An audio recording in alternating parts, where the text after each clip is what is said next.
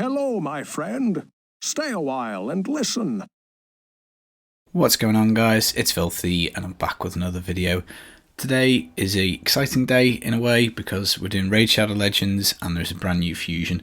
Unfortunately, I think the character is pretty underwhelming, and this is basically going to go through, is he any good, should you fuse him, maybe a little bit of a rant as well. So the new guy that we've got is Gurptuk Moss-Beard.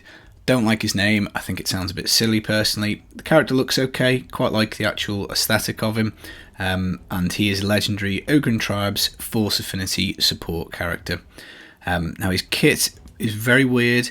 I can't really think of too much that it does other than kind of basically give you a stack of resist and also 20% extra damage, and that's kind of how I'd view him. He's going to really give you high resist and extra damage, but only kind of 20-30% max. So he's got an all resist aura, so 50, not great, probably one of the worst auras in the game unless you are looking to build some kind of high resist team.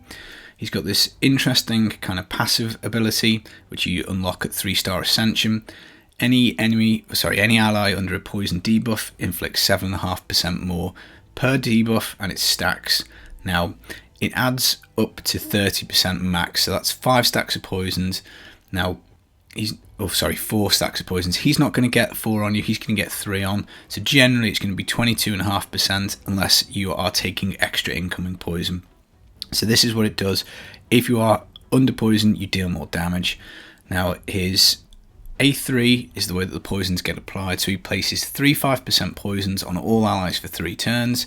You can't resist them or block them, and he's also got an 80% chance of block buffs on all enemies for 2 turns.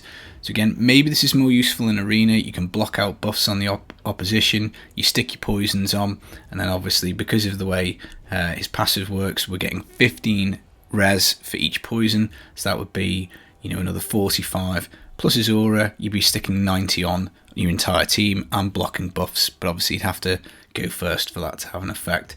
Now 15% worth of poisons, the 3-5% is not great, but his A1, he'll hit 2 times and he basically sticks a 15% continuous heal to anybody under a poison debuff. So the idea, I guess, is that he does this one, sticks 3 poisons on your entire team. With his passive, that boosts up your resistance, it boosts up your damage to 22.5% extra, and then when he hits with his A1, he gives you a heal that basically wipes the poison damage off. So it's basically, you've got more res on your team and more damage. So that does kind of synergize quite well. But then he's got this weird ability on his A2. He takes all the debuffs off, so he's going to remove the poison, which is the extra damage. So that's going to go, obviously if you've got other debuffs on, that could be quite handy. 30% of the target max HP heal, and then a 20% max HP shield for 2 turns. So it's kind of like if someone's taking damage, he's going to strip all the stuff off them and heal them up. So he's legendary support and basically extra 20% damage, more resistance and a heal. Now really, for me, 20% extra damage, 22.5 is not massive. Sure, it's going to help, it's going to make your champions hit harder, but he's going to take up a slot in your team for that. So if you've got a 5-man roster and you take out a damage dealer for this guy, and let's say all your champions do equal damage, you're on a 20% damage loss anyway. So is he worth it in those circumstances? And if you're on arena, if you're doing 4 people, then let's say you've got 4 people who deal damage, then it's down to 25% or up to 25%. So obviously it kind of depends on your team comp. I know not everybody's going to go full damage in the arena, and you're certainly not going to go full damage in dungeons, but honestly I think his kit is pretty underwhelming. Now if the poison wasn't maxed at 30%, there could be some interesting things to do with Spider, because obviously spiderlings can rack up absolutely stacks of poison on a target, but sadly it isn't. So overall, I think he's really underwhelming. I'm going to sit on the fence, I'm going to hang back and wait and just see if there is anybody who can theory craft something good for this guy to do. But ultimately, 30% damage on the whole team, I don't think is very huge. I don't think it's worth this massive grind, as we always find with fusions, to get him. Now looking at what you need, these champs are all in the game. I think the Fang Cleric is fairly new. So that's this guy. He's fairly decent, he's got an okay kit. You've got the Catacomb Counsellor. I don't have this guy. Again, he's got a nice ally attack, so that's very useful for maybe clan boss. The Seneschal, again, looks like a pretty decent champion. I don't have him. I do have Umbral, I haven't built it yet. very good for arena. So again, you know, all these 4 epics, they're all quite decent. None of them are like top tier epics. They're not amazing, but they are all fairly good.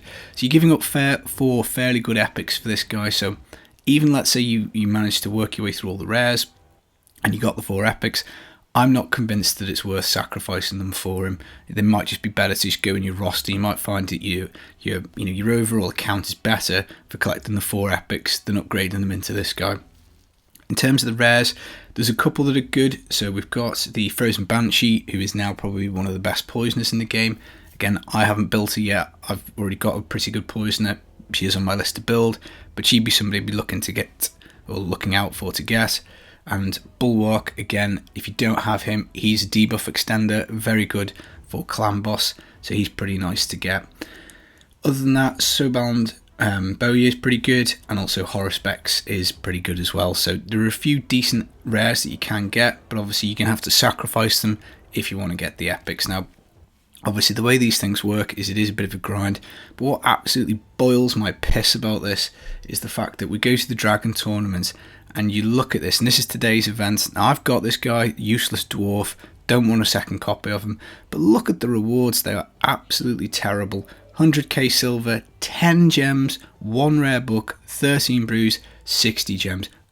Who in their right mind is going to go from 2,000 to 2,750 points for 60 gems?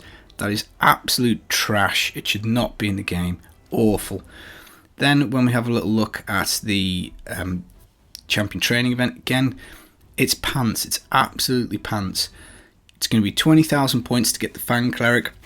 We've got a couple of weeks to do it, so 14 days, so that's, I don't know, probably about 1,500 points a day. If you want to press on, another 4,000 points gets you a Solitary Void Shard, and then another 10,000 points from your 20,000 gets you a Legendary Book. Again, it looked to me like the rewards were getting better in this game. We've had a few good events recently with decent rewards, but again, you look at this and you go, well, if I do this training event, I'm going to pick up 40 gems, 10 gems, very small amount of silver, and a rare book.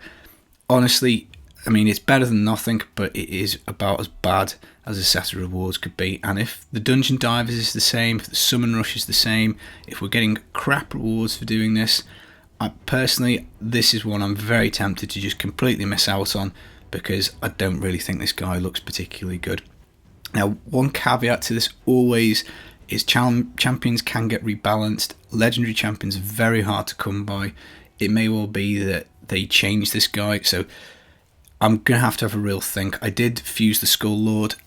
I probably will end up using him. I've just taken him to 60. I'm going to stick him in my Spider team.